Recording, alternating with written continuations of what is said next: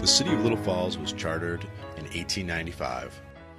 It is situated in the Mohawk Valley, in a deep gorge between the mountain chain that extends from Pennsylvania to Lake Champlain. The Erie Canal winds its way through Little Falls, dividing the city. Being a major outlet on the Erie Canal brought commerce, which brought immigrants seeking a better way of life. Another large means of transportation and commerce was the railroad. In 1891, the industrialist William Dodge brought the first group of Italian men to begin work on a railroad from Dowsville to Little Falls. The groups of Italian laborers lived together as bachelors in transient camps near and around Little Falls. When the men weren't working, they could be seen at the community bake oven that was large enough to bake 150 loaves of bread at a time. This bread served as the meals for most of the men. The railroad was completed. This made Little Falls a hub of transportation and commerce. Between the Erie Canal and the railroad, which connected to the New York Central line, goods and services could be transferred throughout the state, with Little Falls as a central hub. All of this took place in an area where many of the Italian migrants decided to settle, and that was the south side of Little Falls. She used to take the train free of charge. Oh, I do. She used to take her.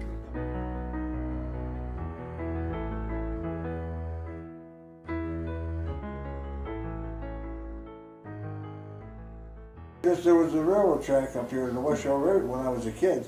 We used to bake potatoes. There used to be dirt up there then. It wasn't paved. Right. We used to dig a hole. Where'd we get the potatoes? Her father used to steal them from her father. He'd be out there with the accordion, playing his accordion, he'd be half asleep, and we'd be over there stealing potatoes. We'd bring them up on the top. Yeah. Put the potatoes right in the hole and Yeah. Cook them they outside. get real charcoal good, Yeah. but they were delicious. No butter. Yeah. So my name is Luke Lanslow, and I was born on the south side, my grandfather's house. I didn't make it to the hospital.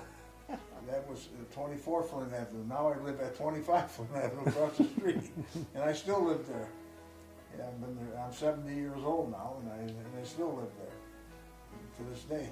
So, growing up here, what are some of your earliest memories of growing up on the south side?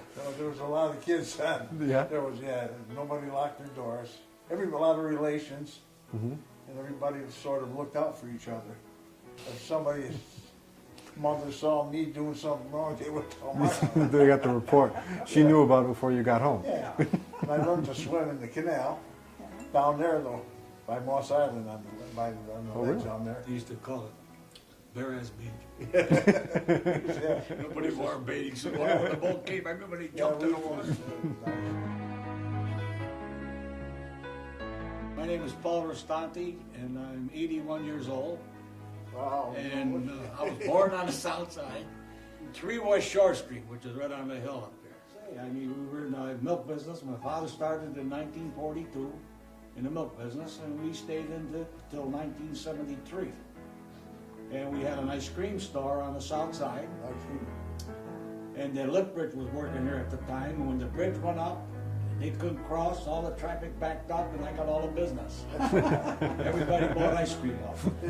His ice cream place was where Krabby's is now. Right. Oh, They used to okay. have Dairy's ice cream bar, parlor. The best thing we ever made was lemon ice. People used to come from all over for the lemon ice. They'd all have to drive past his store, Flint Avenue. But then they built this arterial, and that, like you said, cut off his business.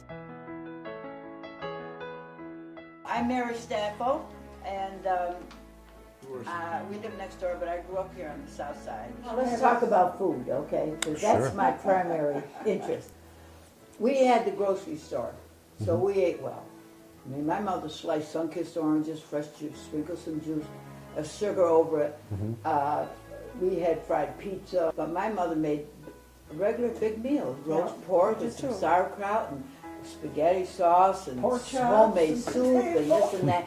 At night it was omelets, frittatas they call it, frittata, or leftover. And always my dad was a cheese maker, and he loved cheese in his family. On Sunday afternoons, Uncle Louis came over at least 2 or 3 times during the winter. We had a little concert. Yeah, his Uncle Frank. What did he take? Violin, but he quit. Yeah. But my brother, he wouldn't let, my dad would not let us quit. So Muddy, your father would say, play Danube, Blue Danube, over the waves. Like that. Over the wave. Over the wave. Mary Ann George. I was born in Little Falls, lived here all my life. We lived on Mohawk Street. And I think that was right up here, wasn't it? Right across the river. Right Across the across river. the river. I went to Jefferson Street School.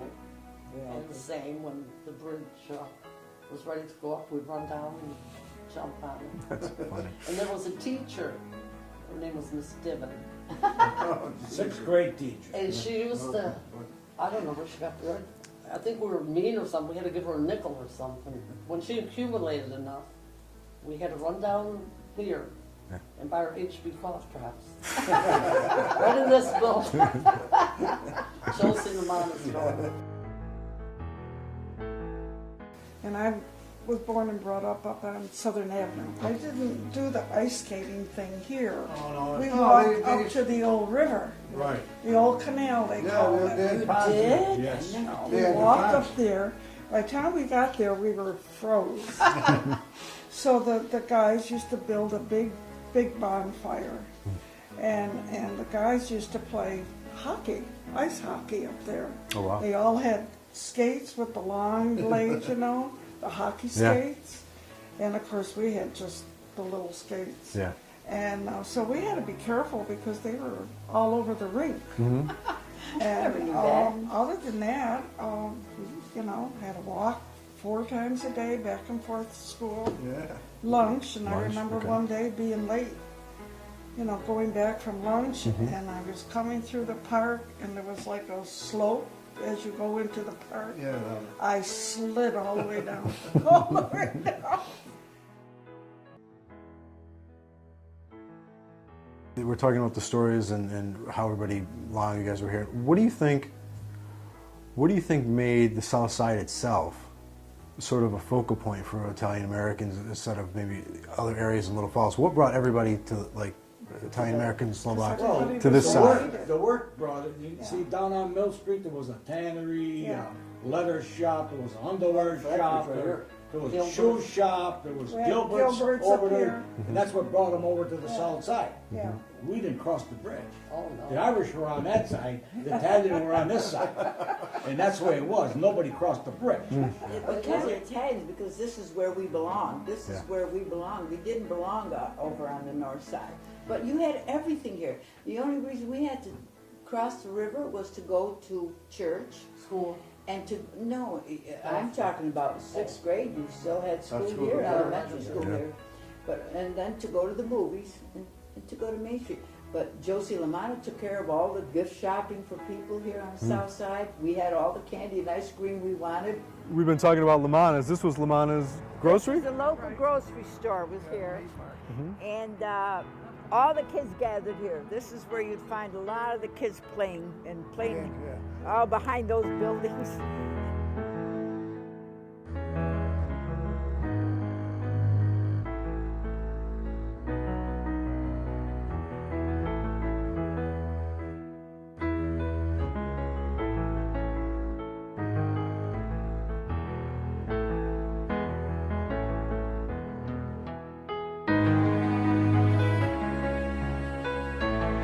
Thank you guys. I really appreciate it. Thank you. I'm glad they called Hey, me. no problem. Thank you very much. I really appreciate it. We'll see you. Thank you.